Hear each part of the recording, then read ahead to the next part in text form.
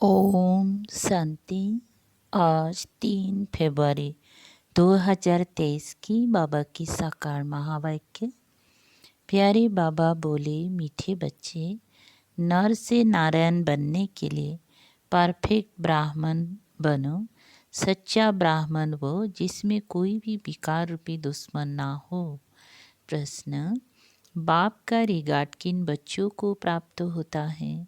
समझदार कौन है? उत्तर: बाप का रिगार्ड उन्हें मिलता जो यज्ञ का हर एक कार्य रिस्पॉन्सिबिलिटी से करते हैं, कभी गफलत नहीं करते। पावन बनाने की रिस्पॉन्सिबिलिटी समझ इसी सेवा पर तत्पर रहते हैं। चलन बहुत रॉयल है, कभी नाम बदनाम नहीं करते। ऑलराउंडर है। समझदार वह जो फुल पास होने की कोशिश करते हैं, कभी दुखदाई नहीं बनते, कोई भी उल्टा कार्य नहीं करते। गीत: आज नहीं तो कल बिखरेंगी यह बादल। ओम शांति। ये बच्चों को कौन डायरेक्शन देते हैं? बेहद का बाप, जिसको बच्चे इतना पिता वृता होकर याद करते हैं। बाप कहते हैं, बच्चे अब वापिस घर चलना है। बच्चे किसको कहते हैं? जो ब्रह्मा मुख वंशावली ब्राह्मण है, उन्हों को बाप बच्चे कहेंगे, क्योंकि उनकी संतान बने हैं। बाप बैठ समझाते हैं, जब नई सृष्टि रचनी है तो पुरानी सृष्टि की आत्माओं को घर चलना है। अब तुम बच्चे बाप और बाप के घर को जानते हो, इतना जरूर है। कोई तो बाप को अच्छी रीति याद करते हैं, श्रीमत पर चलते हैं। कोई देह अभिमान के कारण याद नहीं करते हैं, पावन नहीं रहते। ब्राह्मण है ही ईश्वरीय संतान, ब्रह्मा मुख वंशावली रचयिता बाप गाया जाता है ना। ब्रह्मा मुख कमल से संतान रचते हैं। तुम बच्चे जानते हो बरोबर, हम ईश्वर की संतान ब्रह्मा के मुख वंशावली ब्राह्मण बने हैं। ब्राह्मण उनको कहा जाता है जो पावन रहते हैं। सारा मादार है ही पवित्रता पर, इसको कहा जाता है अपवित्र पतित दुनिया। मनुष्य मात्र जो पतित है वो पावन का अर्थ नहीं समझते। कलयुग पतित दुनिया, सतयुग पावन दुनिया है, यह कोई भी नहीं जानते। कोई तो कह देते हैं सतयुग त्रेता में भी पतित लोग हैं, सीता चुराई गई, ये हुआ पावन दुनिया की गिलानी करना। जैसी दृष्टि वैसी सृष्टि देखने में आती है। पावन दुनिया में भी पतित है, तो क्या बाप ने पतित दुनिया रची? बाप तो पावन दुनिया ही स्थापन करते हैं। गाया भी है पतित पावन, आओ आखिरी सृष्टि को, उसमें भी खास भारत को पावन बनाओ।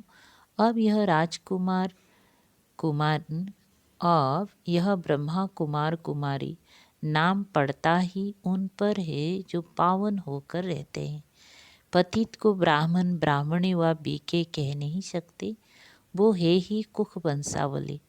तुम ब्राह्मण हो ब्रह्मा मुख वंशावली, ब्रह्मा कुख वंशावली तो नहीं कहा जाता, वे है ही पतित। अब तुम ईश्वरीय संतान बने ही इसीलिए हो कि पावन दुनिया के मालिक बने।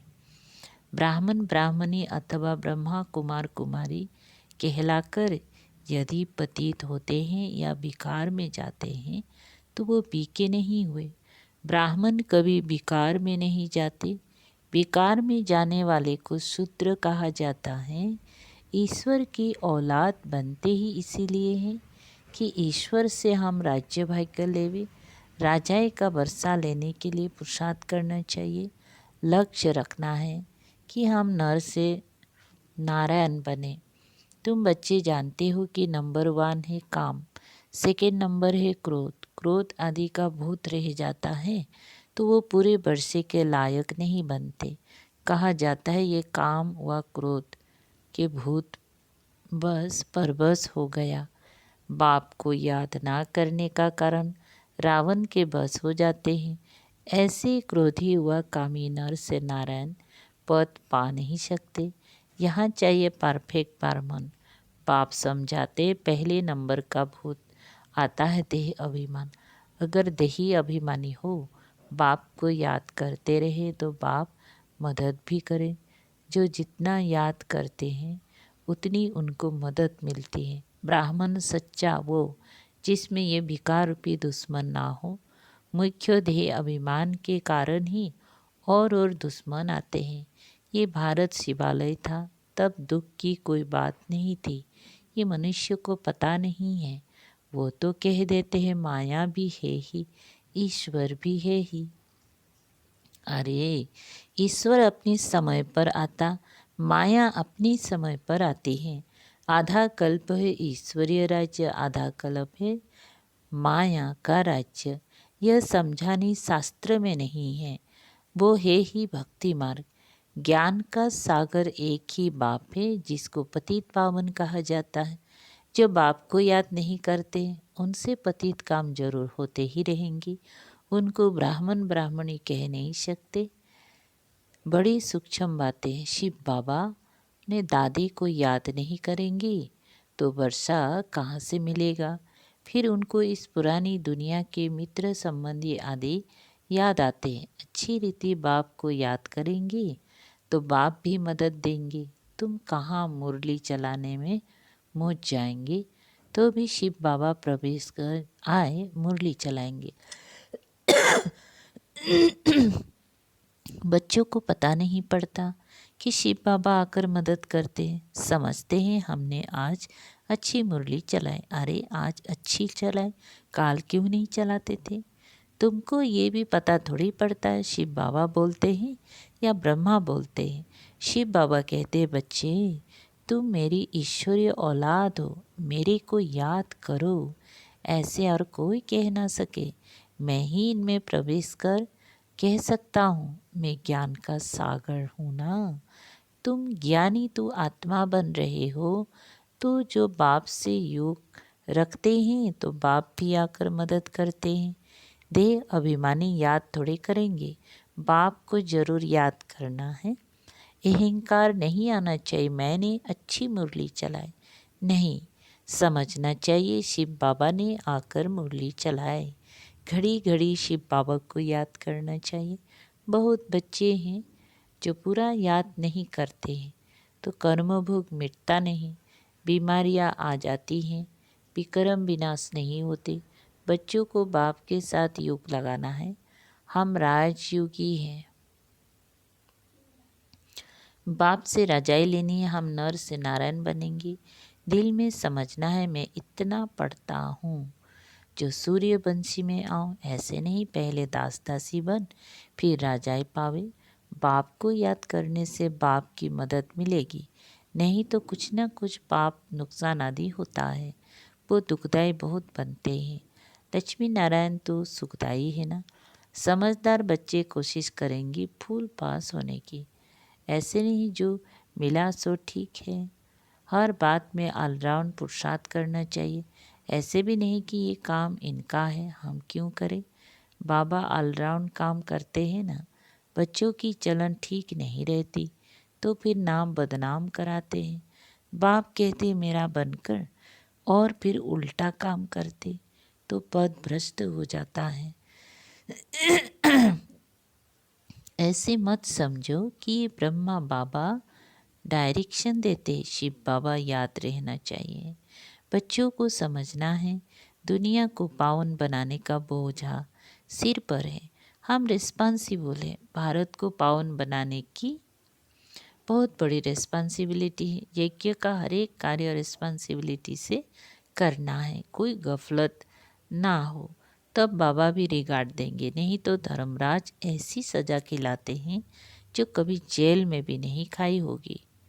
इसीलिए बाप कहते हैं विनाश होने के पहले सब विक्रम योग से भस्म करो, नहीं तो जन्म जन्मांतर के विकर्मों की सजा धर्मराजपुरी में बहुत खानी पड़ेगी।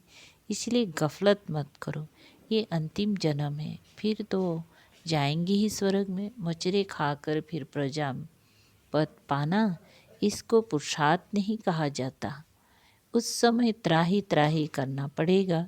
यह भी बाप साक्षात्कार कराएंगे कि बार बार समझाया था, ब्राह्मण बनना कोई मासी का घर नहीं है। ईश्वर का बच्चा बनते हो तो फिर कोई विकार नहीं होना चाहिए। इसमें भी काम महाशत्रु है, जो काम बस हो जाते हैं उन्हें ब्राह्मण नहीं कह सकते। माया बहुत पिछाड़ेंगे, परंतु कर्मेंद्रियों से कोई काम नहीं करना है। फैमिलियरिटी का हल्का नशा, ये भी माया का नशा है। बाबा ने समझाया है, इससे भी बोझा चढ़ जाएगा। तुम बेविचारी बन गए। ईश्वरीय औलाद में ये काम क्रोध आदि शैतान थोड़ी होते हैं। वे शैतानी आसुरी गुण हैं। बहुत हैं जो ईश्वर के बनते फिर माया के बनंती हो जाती हैं। देह अभिमान में आ जाते हैं। बाप की श्रीमत पर चलना है, तब रिस्पॉन्सिबल वो रहेंगी। ब्रह्मा की मत भी गाई हुई है। इनकी मत पर चलने से भी रिस्पॉन्सिबल बाप हो जाएगा। तो क्यों ना अपने से रिस्पॉन्सिबिलिटी उतार देनी चाहिए। बाप दादा दोनों की मत मैसूर है। माता की मत पर भी चलना चाहिए, क्योंकि माता गुरु बनती हैं। वे माता पिता अलग है। इस समय माता को गुरु बनाने का सिलसिला चलता है। तुम पुरुषार्थ कर रहे हो शिवालय के लिए। सतयुग को शिवालय कहा जाता है। परमात्मा का एक्यूरेट नाम शिव है। शिव जयंती ही गाई जाती है। शिव को कल्याणकारी कहा जाता है। वो है बिंदी परम पिता परमात्मा का रूप है ही स्टार। सोने अथवा चांदी का छोटा स्टार बनाकर टीका भी लगाते हैं। वास्तव में वो एक्यूरेट ठीक है। और स्टार रहता भी भ्रुकुटी में है, परंतु मनुष्य को ज्ञान नहीं है। कोई फिर त्रिशूल देते, त्रिनेत्री त्रिकालदर्शी की निशानी यानी दिव्य दृष्टि दिव्य बुद्धि की निशानी देते हैं। अभी तुम बच्चों को इन बातों का ज्ञान है। तुम चाहो तो स्टार लगा सकते हो। अपनी निशानी सफ़ेद स्टार। आत्मा का रूप भी ऐसे स्टार मिसल है। बाप सभी रात समझाते हैं, सावधानी भी देते हैं। बीके वो जिनकी प्रतिज्ञा की हुई है कि पाप का काम कभी नहीं करेंगे, यह याद रखना है। किसकी दिल को दुखाना नहीं। अगर दुखाते हैं तो शिव बाबा का बच्चा नहीं ठहरा। शिव बाबा आते ही हैं सुख देने। वहाँ यथा राजा रानी तथा प्रजा सभी एक दो को सुख देते हैं। यहाँ सब सांवरे बने हैं, काम कटारी चलाते रहते हैं। यह है ही एक दो को दुख देने के लिए। सतयुग है एक दो को सुख देने के लिए। दुनिया समझाना चाहिए कि हम ईश्वरीय संतान बने हैं। हम कोई पाप नहीं करते, नहीं तो पुण्य आत्माओं की दुनिया में इतना पद पा नहीं सकेंगे। हर एक की नब्ज से पता पड़ सकता है कि यह हमारे कुल का है व नहीं। हम कहते हैं भगवानुवाच, तो गाया हुआ है कि हम तुमको राजयोग सिखलाते हैं। भगवान तो एक निराकार को कहा जाता है। तो कब आकर राजयोग सिखलाएंगे? जरूर, जब नई दुनिया स्थापन होगी। नई दुनिया के लिए जरूर पुरानी दुनिया में आना पड़े। भगवानुवाच, हम तुमको राजयोग सिखाते हैं। कहाँ के लिए? क्या नरक के लिए, पावन दुनिया के लिए? भगवानुवाच, मैं तुमको राजाओं का राजा बनाता हूँ। बताओ कब आया था? वो कौन था? फिर कब आएगा? जरूर सतयुग के लिए ही सिखलाएगा। बहुत सहज है, परंतु किसकी तकदीर में नहीं है तो बुद्धि में बैठ नहीं सकता। जैसे तत्ते तवे। फिर समझना चाहिए ये हमारे सूर्यवंशी चंद्रवंशी राजाए का है, राजाए का नहीं है। बाकी प्रजा तो बहुत ही बननी है। अच्छा, मीठे मीठे सिकल दे। 5000 बरस बाद आकर मिले हो बाप से बरसा लेने। ऐसे बच्चों को माता पिता बाप दादा का याद प्यार और गुड मॉर्निंग। रूहानी बाप की रूहानी बच्चों को नमस्ते। हम रूहानी बच्चों की रूहानी बाप दादा को याद प्यार गुड मॉर्निंग और नमस्ते नमस्ते। शुक्रिया बाबा।